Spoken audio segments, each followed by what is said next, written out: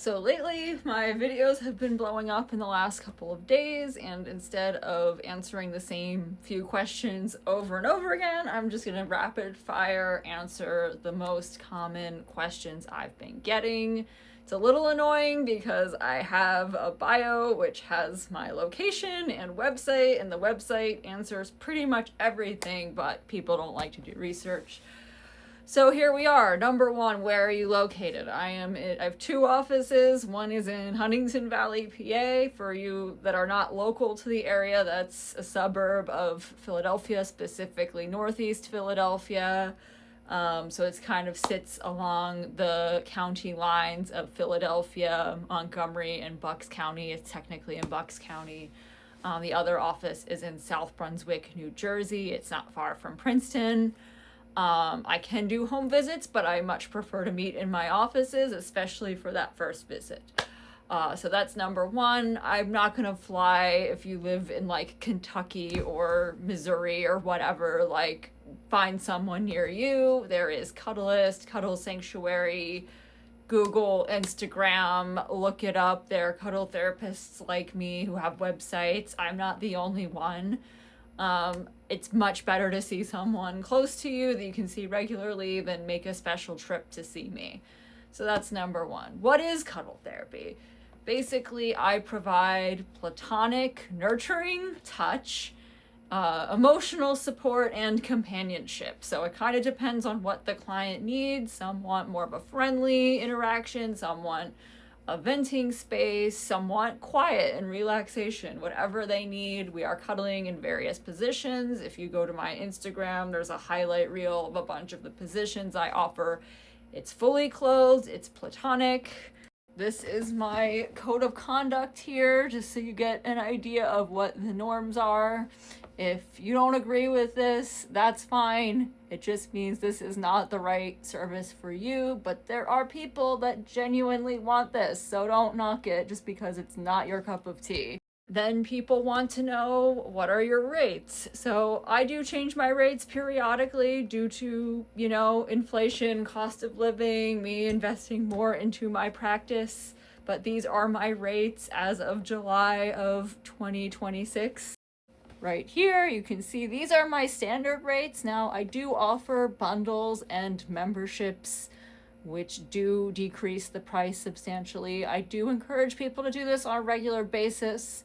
So if you want to come regularly, it can be a lot less, but this covers, my time, my overhead, my office locations, all the driving, all the software and things I use to run my business. So remember, I know these prices might seem high to you if you're comparing it to your wage you make at your job, but I'm not getting 40 paid hours a week. There's a lot of unpaid labor. There's a lot of overhead. I have to pay for my own insurance, etc., etc. Being self-employed is expensive. So I try to be reasonable, but honestly, if you compare this to talk therapy, my rates are not that outrageous. This is pretty much on par with similar service-based businesses. Brings me to the next point. Who am I to call myself a therapist, right? How dare I? Well, therapist is not a protected term, so there are art therapists, aromatherapists, physical therapists, right? Therapists does not just mean a LPC or a social worker. Like, there are other types of therapy, and every field or type of therapy has its own credentials. And so for my field, I have a lot of credentials. I'm Cuddlist trained. I've done my friend's Snuggle School Academy. I have done Platonic Touch Academy. I have a psychology degree, so I do have education, but there is no licensure for cuddle therapy. It is still a newer industry. It is not highly regulated, but I do more than a lot of people you might see on like Cuddle Comfort, who just make a profile and have no training. I've done multiple trainings. I have 7 years of experience.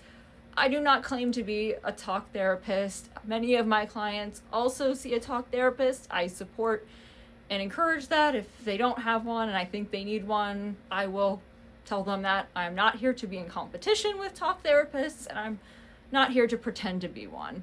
I think we can complement each other greatly. I think I can help certain populations that they cannot, and I think they can help certain populations that I cannot. So please stop complaining. The reason I like to use therapist is because the goal is to have a therapeutic experience. It's to help clients feel more regulated, to get their touch needs met, to get companionship, to get emotional support. It's there for a wellness type of purpose. And I think the term professional cuddling can be misconstrued, and therapy kind of, our therapist emphasizes the platonic and wellness type nature of the service. So that's why I use that terminology. Another common question, what if a client gets a boner in a session? I've made many videos on this topic, but it is probably the most commonly asked question. I don't get angry or shame clients for their biology. I do expect them to manage themselves appropriately. I don't want to feel it against me. I expect that they adjust, they can shift their lower body away a bit so it's not up against me. We can change positions. So like if I'm the big spoon and they're the little spoon, it doesn't matter, if they just are like overly stimulated and need a break, we could just pull back a bit, maybe just hold hands, lay side by side, just sit and talk. We don't have to cuddle every second of the session. You're not required to cuddle at all, actually, in a cuddle session. If you just need support, just need someone to talk to, that's okay too. If you want a companion to go on a walk with, that's okay. You can use your time however you want, as long as it's within the platonic boundaries. It's your time. That's how I operate with my clients. So I hope that answers the majority of your questions. Like and follow for more cuddle content, and I'll see you in the next video.